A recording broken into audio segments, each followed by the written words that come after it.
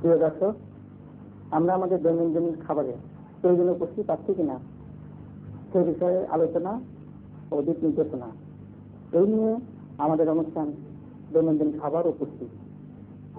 বাঁচতে হলে খেতে হয়, এ কথা আমরা সবাই জানি। যখন আমরা মায়ের পেটে ছিলাম তখন মা যা খেতেন তার কিছু অংশ নিয়ে আমরা বেঁচেছিলাম। জন্মের পরপরই আমরা মায়ের দুধ খেয়ে জীবন ধারণ করেছি। তারপর 6 মাস বয়স থেকে বুকের দুধের পাশাপাশি অন্যান্য খাবার খেয়েছি।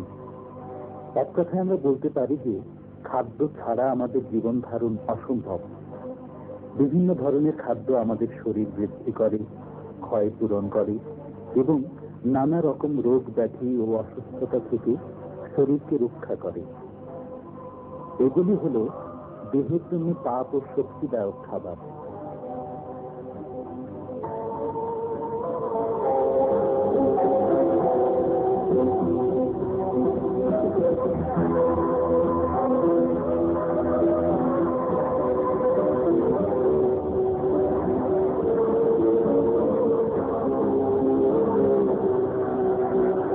এই খাবারগুলি দেহের গঠন বৃদ্ধি ও ক্ষয়পূরণে সাহায্য করে থাকে।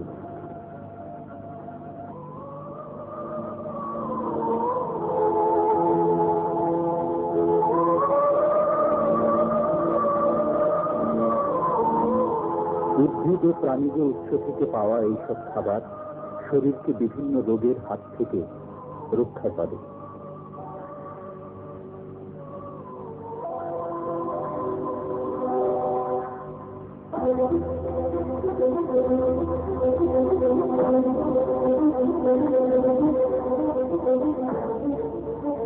চলুন একটি পরিবারের আজকের খাবারের তালিকা দেখে আসি। আপনারা কি আজ এই খাবার রান্না করেছেন? আপনাদের পরিবারের লোক সংখ্যা কত? আমরা 5 জন। 5 জন? ও, আমরা দেখছি 4 জন, আরেকজনকে বাইরে। দর্শক মন্ডলী, এই পরিবারের লোক সংখ্যা 5 জন। আজ 5 জনের জন্য যে খাবার রান্না করা হয়েছে, এই লোক সংখ্যা অনুযায়ী এই খাবার কতটুকু পুষ্টিকর এবং কতটুকু পুষ্টি উপাদান আছে সে সম্পর্কে আজ আমরা মুখোমুখি হচ্ছি বিশিষ্ট পুষ্টিবিদ প্রফেসর খুরশিদ জাহানের। তো এখানে আমরা দেখতে পাচ্ছি ওনাদের ভাত এবং আলু রয়েছে, 2টা আইটেম, এবং এই দুটোই তাপ এবং শক্তিদায়ক খাবার। তার মধ্যে সবজি রয়েছে, শাক এখানে দেখছি না, শাকটা থাকা দরকার ছিল। তো এই সবজির থেকে আমরা রোগ প্রতিরোধক পুষ্টি উপাদানগুলো পেয়ে থাকি। কিন্তু এখানে আরেকটা কিন্তু বিশেষ শ্রেণীর খাবার বাদ রয়ে গেছে। সেটা আমি বলবো যে যেটা শরীর বৃদ্ধি ও ক্ষয় পূরণকারী খাবার, যেটা বাড়ন্ত বাচ্চাদের জন্য বেশি দরকার, অন্যান্যদের জন্য এটা দরকার। এখানে ছোট বাচ্চা রয়েছে যার বডির ডিমান্ড একটু বেশি, তাকে ক্ষয় পূরণকারী এবং শরীর বৃদ্ধি করে খাবার একটু বেশি দিতে হয়। সেটা যেমন আমি আগে উল্লেখ করেছি এই পরিবারটাতে, যে মাছ, মাংস, তারপর ধরেন ডিম, সব রকমের ডাল, সিমের বেশি। যারা মাছ মাংস কিনতে পারেন না তারা ডাল, বিভিন্ন রকমের ডাল খেতে পারেন, সিমের বেশি খেতে পারেন ইত্যাদি। আর আরেকটা কথা আমি আপনাকে জিজ্ঞেস করছি, এই যে এটা ভাজি করেছেন, এটাকে কি তেল দিয়ে এটা ভাজি করেছেন? তেল দিয়ে ভাজি করেছেন। আমাদের প্রতিদিনের খাবারে সাথে কিছু তেল দরকার, সেজন্য কিছু তেল দিয়ে যদি রান্না করা হয় তাহলে সেটা আমি বলবো যে সুষম হবে। আচ্ছা, আপনার বলেন তো দেখি, আপনাদের যেগুলো আমি লবণ দেখছি না, আপনারা কি লবণ খান না? লবণ আমরা কম খাই। আচ্ছা, যতটুকু খান সেটা আয়রন মিশ্রিত কিনা খেয়াল করেন। আমার মনে হচ্ছে যে এটা একটু খেয়াল করা দরকার। তবে এই যে বাচ্চাটা আমি দেখতে পাচ্ছি আপনার ছোট মেয়ে, তার আমার মনে হচ্ছে যে একটুখানি গলগন্ড রয়ে গেছে, মানে সামান্য কিছু, আমরা যেটাকে ফার্স্ট ডিগ্রি বলি। যদি প্রতিদিন আপনারা আয়োডিন মিশ্রিত লবণ খেতেন তাহলে এটা আর হতো না। আজকে আমরা এসেছি মোহাম্মদপুর একটি বসেছে। আপনার কতিপয় লোক সংখ্যা কত? 4 জন। 4 জন? আপনার প্রতিদিন কি খান? আজকে কি রান্না করেছেন? আজকে ভাত, মাংস, ডাল, কিসের মাংস রান্না করেছেন? এই গরুর মাংস। গরুর মাংস? গরুর মাংস কি ডেলি খান?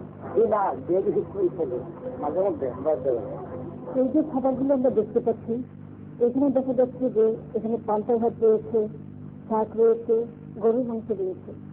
তবে এইখানে আমার মনে হয় প্রতিদিনের খাবারে যদি আমরা একটু মাছ বা মাংস রাখতে পারতাম, অথবা যাদের পক্ষে মাছ মাংস প্রতিদিন কেনা সম্ভব না, এদের পক্ষে যদি একটু ডালও থাকতো, তাহলে এই আমিষ জাতীয় খাবার যেটা শরীরের বৃদ্ধি ও ক্ষয়পূরণে সাহায্য করে তার অভাবটা পূরণ হতো।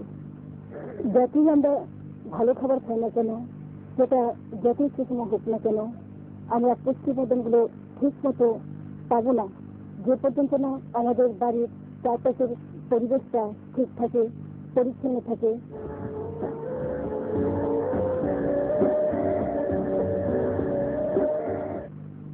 আমাদের দেশে কৃমি একটা বিরাট সমস্যা। দেশে প্রায় 100 জন এই কৃমিতে আক্রান্ত। তার মধ্যে 2 থেকে 14 বছরের ছেলেমেয়েরা এই কৃমির আক্রান্ত সবচেয়ে বেশি। আমার দেশে অপুষ্টি এবং রক্তশূন্যতার একটা প্রধান কারণ হলো এই কৃমি। তবে দুঃখের বিষয় যে এই কৃমি সম্বন্ধে আমাদের জ্ঞান খুবই কম। আপনারা জানেন যে কৃমি একটা পরজীবী, সেটা আমাদের পেটের ভেতরে থাকে। যেহেতু পেটের ভেতরে থেকে আমাদেরকে ক্ষতি করে, সেই সম্বন্ধে আমরা এর উপরে বেশি চিন্তা ভাবনা করি না। 4 প্রকার কৃমি দ্বারা আমরা আক্রান্ত হই। 1 নম্বর বলা যেতে পারে কৃমি, ইংরেজিতে যাকে বলা হয় রাউন্ডওয়ার্ম। 2 নম্বরে বলা যেতে পারে চাবুক কৃমি, যেটা হচ্ছে চাবুকের মতন, ইংরেজিতে বলা হয় হুকওয়ার্ম। আর একটা কৃমি আছে যেটা বলা হয় হুকওয়ার্ম, রশ্মির মতন দেখতে। আর একটা কৃমি আছে 4 নম্বর, সেটা বলা হয় থ্রেডওয়ার্ম, সুতার মতন দেখতে। এই 4 রকম কৃমি বিভিন্ন ভাবে আমাদের শরীরে প্রবেশ করে।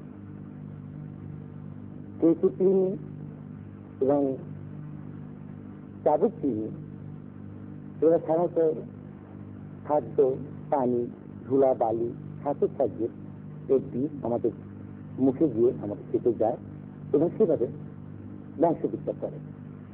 আর হুকওয়ার্ম, যেটাকে বস্তির মতন দেখতে, সেটা আমার হাত এবং পায়ের নরম চামড়া ভেদ করে আমাদের শরীরে প্রবেশ করে।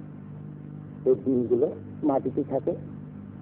মানুষ যখন কাজ করলে মাটির সংস্পর্শে আছে, খেতে খামারে কাজ করে, তখন হাত এবং পায়ের মাধ্যমে এরা আমাদের শরীরে প্রবেশ করে। আর যে 3টা কথা বললাম যে সুতা কৃমি, এটা আমাদের মানুষের দ্রুত ছেলে মেয়েদের পায়খানার রাস্তার শেষ প্রান্তে থাকে এবং এখান থেকে হাতের সাহায্যে, মুখের সাহায্যে এটা বিস্তার করে। এখন আসা যায় কোন কৃমি কিভাবে আমাদের ক্ষতি করে। সত্যতা বলতে কি, কৃমি আমাদের মাথা থেকে পা পর্যন্ত প্রতিটি অঙ্গেই আমাদের প্রায় ক্ষতি করে থাকে। একটা বয়স্ক কৃমি যখন আমাদের পেটে বয়সপ্রাপ্ত হয়, তার আগে ডিম আমাদের পেটে যাওয়ার পর থেকে ডিম ফুটে যখন বাচ্চা বাইর হয়, রক্তের সাথে প্রভাবিত হয়ে আমাদের লিভার, লাংস এবং মুখ বিভিন্ন জায়গা থেকে ঘুরে শেষ পর্যন্ত পেটে গিয়ে আমাদের ক্ষুদ্রান্তরে গিয়ে সেখানে বয়সপ্রাপ্ত হয়। এবং বয়সপ্রাপ্ত এবং অ্যাডাল্ট কৃমি যখন হয়, তখন আমাদেরকে সবচেয়ে বেশি ক্ষতি করে। যখন কৃমি বাচ্চাগুলো রক্তের সাথে ধাবিত হয়ে আমাদের লাংসের ভিতর দিয়ে গিয়ে আবার মুখ দিয়ে আবার যখন পেটে যায়, তখন আমাদের কাশি হতে পারে, কাশিতে রক্ত আসতে পারে, বাচ্চাদের ঘন ঘন জ্বর আসতে পারে। এইগুলো আমাদের কৃমি বাচ্চার যে আমাদের ক্ষতিকর সাইড, এবং বড় কৃমি যখন আমাদের পেটে থাকে এবং তারা যেহেতু পরজীবী, আমরা যা খাই সেই খাদ্য খেয়ে তারা জীবন ধারণ করে এবং তারা বড় হয়।